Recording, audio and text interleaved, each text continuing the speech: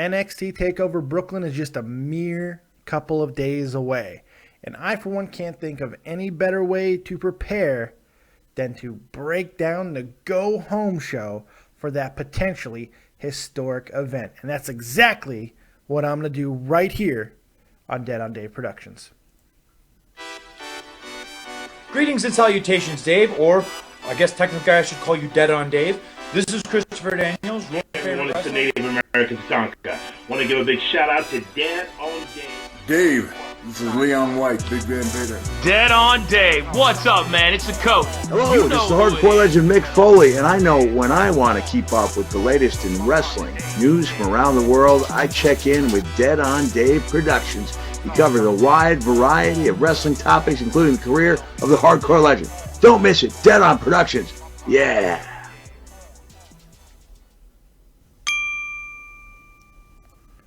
What's going on, everyone? It's your boy Dead on Dave. Welcome back to the channel, and yes, indeed, it's time to break down this week's episode of NXT, my favorite hour of wrestling a week.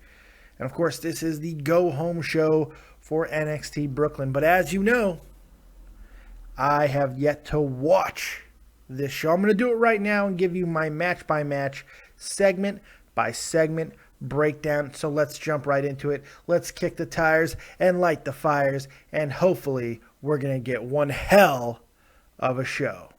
Let's kick it off right now. NXT. Boom. About 15 minutes in, we got the first promo is officially done, and it was a contract signing for the NXT Women's Championship between Sasha Banks and Bayley. I thought Bayley's promo was kind of blah. You know, she meandered a little bit, then she really picked it up and it got a lot better. Sasha once again dominated the entire segment because that's what Sasha does, because she's the boss. But she came out and she messed with the little girl who dresses just like Bayley. I thought that was really funny. And then she gave that little girl more shit during her promo.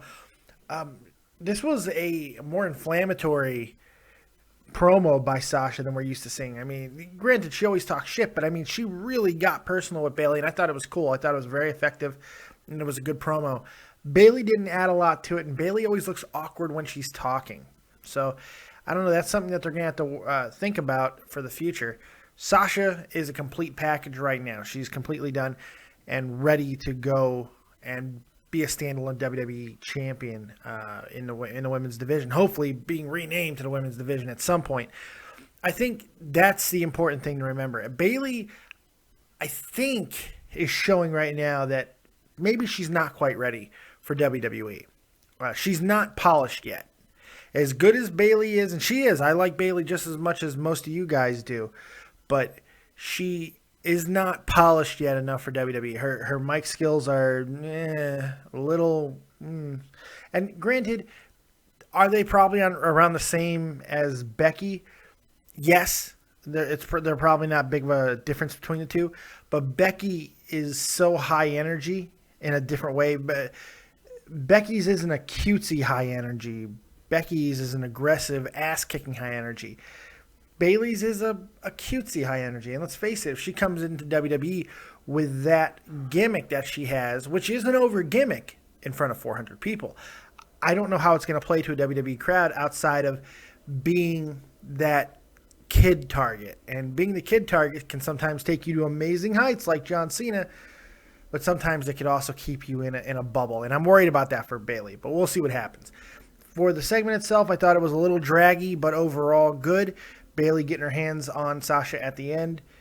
It was interesting. It's a good way to kick off the show. I would have liked a big match instead, but this week has kind of been dominated by the fact that their go-home shows are about setting up SummerSlam with words. And maybe the reason for it is to take the emphasis off the physicality. So when we see physicality at SummerSlam, we're hit in the face with it a little bit harder. That's a possibility. I don't know how effective it's going to be. It's all going to be determined by how good the matches are. So we'll see. Let's check out what's next with NXT. Yay. About 22 minutes in, we got Tyler Breeze finishing up his match with somebody. They didn't announce who. just some enhancement talent that may be getting a push someday. We'll see. Didn't recognize him, but I'm sure I'm an idiot. But that's okay, because you guys know that by now. But Tyler Breeze with a quick squash match with a supermodel kick, sweet chin music, to get the victory in about less than a minute. Not a big deal. Then he puts the Jushin Thunder Liger mask on the guy and talks to him, which I thought was a really cool heel move to do. Tyler Breeze is turning into a very effective heel, and I'm getting really excited to see his debut on the main roster because I see so much Shawn Michaels. I see more Shawn Michaels in him than I do in Dolph Ziggler. You can take that for what it's worth. I really like Tyler Breeze, plain and simple. I thought the promo was effective. It did its job. It was short, sweet, and then he hit a beauty shot on him to kind of cement the point. Thought it was good. I liked it. Quick but effective. So I'm looking forward to that match. So he sold me. He won. He did the job. Because I want to see that match. Him and Jushin Thunder Liger. Holy crap. Let's see what's next on NXT. 32 minutes in. We got 8-man tag team action between Big Cass and Enzo Amore. And the Hype Brothers, Zack Ryder and Mr. Mojo Rawley against 4 Jamokes they found off the street. A little bit of 8-man tag team action to set up for a match for next week's NXT that'll be filmed at TakeOver Brooklyn, but not on the Brooklyn card. And that'll be those 4 aforementioned fellows, Cass, Enzo, Ryder, and Mojo, versus the 2 teams of Gable, Jason Jordan, Dawkins, and Ryder. Wilder. There you go. Wilder and Dawkins. 2 very good tag teams in their own right. So we got 4 really good emerging tag teams, and I got news for you. I don't think any of the 4 should be on NXT very long. They're all fully polished. Even Dawkins and Wilder. I like them very much. They remind me of Ole and Arn Anderson. That's what they remind me of. That's a huge compliment, by the way, if you're wrestling aficionados. And now they got the jackets. They look just like them, too. It's kind of cool. It was eerie. I was like, oh, man. I felt like Minnesota Wrecking Crew. I felt like the whole goddamn vibe of it. They just screamed Crockett Cup to me, and I love that, being a Crockett Cup guy. But Jason Jordan and Chad Gable are an amazing team, and they haven't been together very long, but they have such a good look, and they're so unique. They all cut good promos. It was very interesting and funny and entertaining, and it was just great. Gable doing his ready, willing, and Gable thing, and everybody saying it was hysterical. I love that. But the match itself was really good too, with Enzo and Cass and Ryder and all these names and Mojo. It was a really good. It's not that it was like technically sound or anything, but it was just so much fun. I got so hyped, and there was so much energy. And Carmella, oh my God, Carmella! Anyway, that was creepy, but I loved everything about it. I thought it was a lot of fun. It really woke me up. This episode of NXT has been kind of slow up until this point, 32 minutes in. This was the most exciting thing so far. I loved it. Loved it. Woke me up, got me going for the rest of the show. So I'm excited to see what happens after, because that really got me juiced up, man. That was so much fun. That was a lot of fun. Most fun I've had in 10 minutes, period. This entire week of wrestling. That was the best 10 minutes I've had so far. So much fun.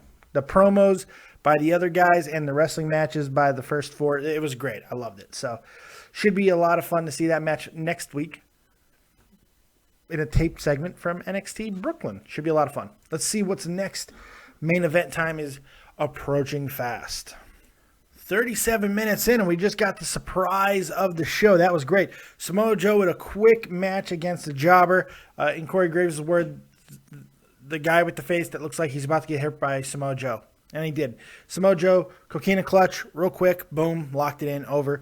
He's leaving, so I didn't think anything was going to happen. Then, boom, Baron Corbin, who was put to sleep by Samoa Joe last week, comes out with a big boot, takes it to Joe. They brawl back to the ring. Joe starts to get back into it. It looked like Joe was going to make the comeback and really start getting going. And then he goes off the ropes and he gets hit with an end of days and gets put out by Baron Corbin.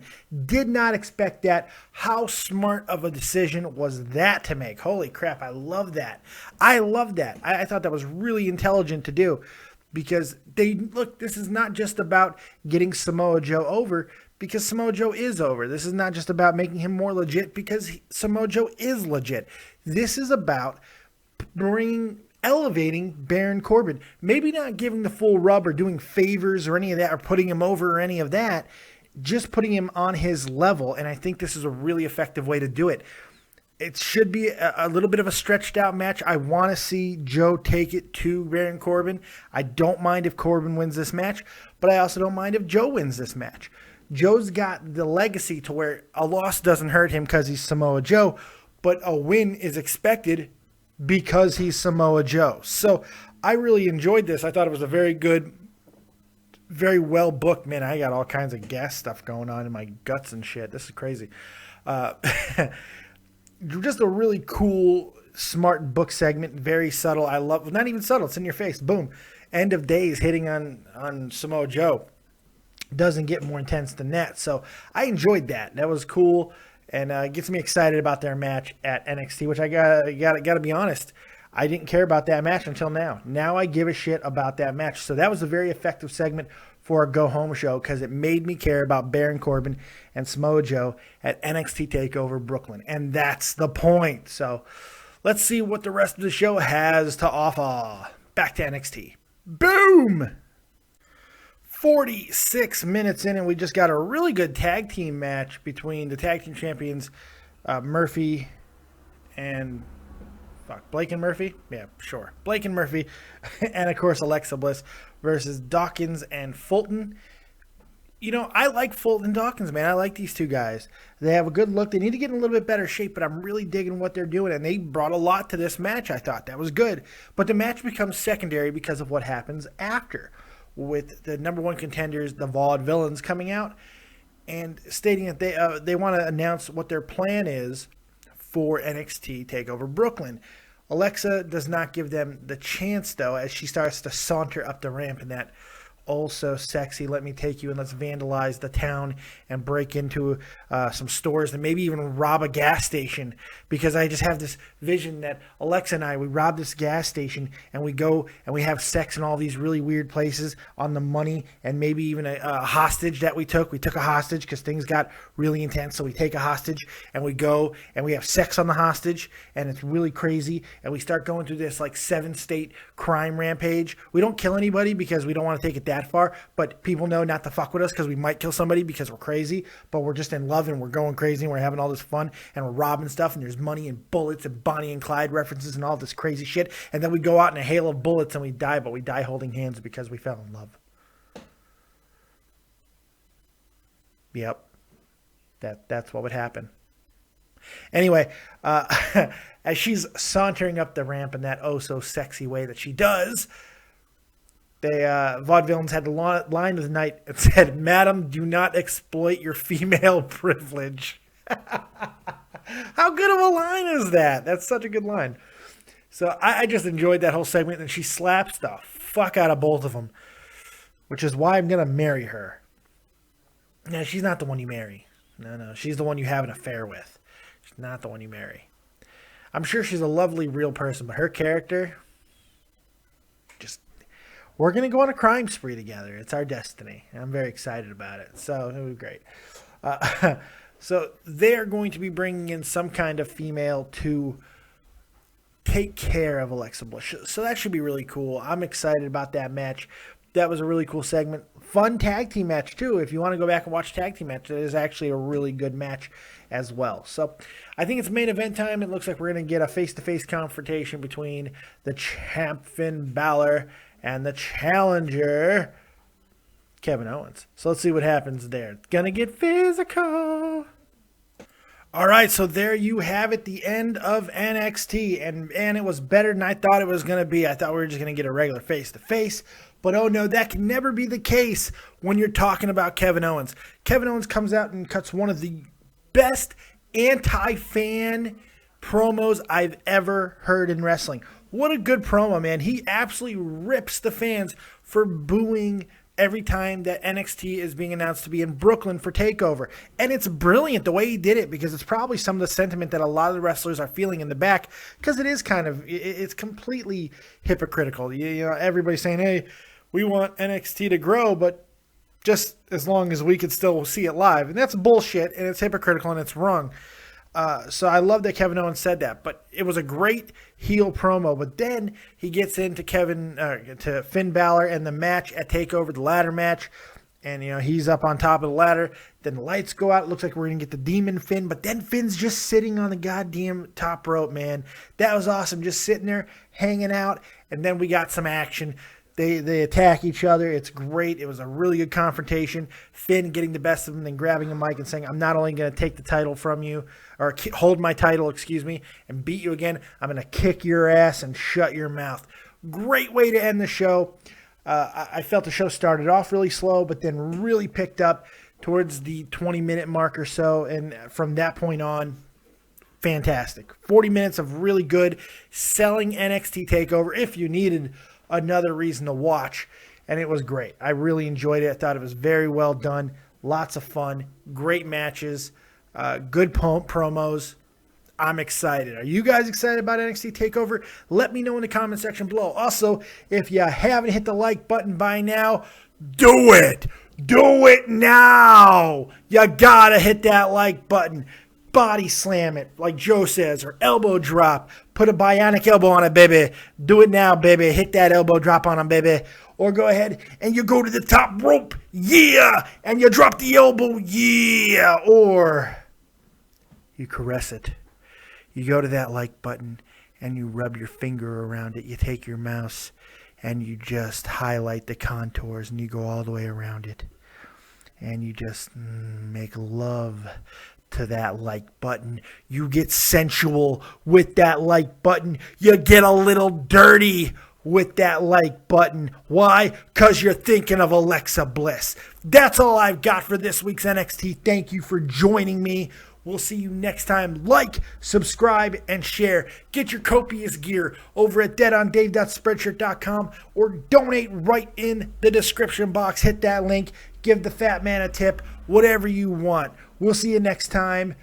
And as always, if you don't have talent, have talented friends, or just be Dead on Dave. Peace.